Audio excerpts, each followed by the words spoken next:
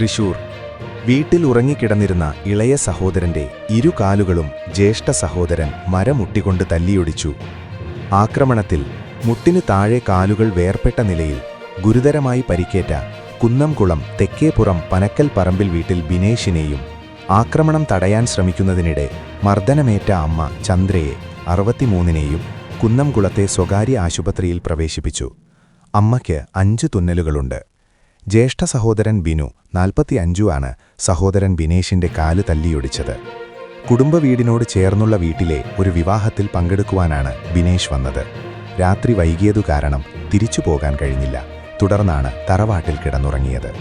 അമ്മയും ബിനുവുമാണ് തറവാട് വീട്ടിൽ താമസം. ബിനുവിന്റെ ഭാര്യ പിണങ്ങി മകനുമൊത്ത് ഭാര്യ വീട്ടിലാണ് താമസം. വിവാഹിതനായ ബിനീഷ് ഭാര്യ വീട്ടിലാണ് താമസിച്ചിരുന്നത്. ഇളയ സഹോദരൻ തറവാട് വീട്ടിൽ കിടന്നുറങ്ങിയതിനാണ് ജ്യേഷ്ഠ സഹോദരന്റെ ക്രൂരമായ ആക്രമണം. കുന്നംകുളം പോലീസ് കേസെടുത്തു. കൂടുതൽ വാർത്തകൾക്കായി താഴെ കൊടുത്ത ലിങ്കിലൂടെയോ ഫോൺ നമ്പറിലൂടെയോ എൻ്റെ നാട് വാർത്ത വാട്സാപ്പ് ഗ്രൂപ്പിൽ ജോയിൻ ചെയ്യുക. 8129622842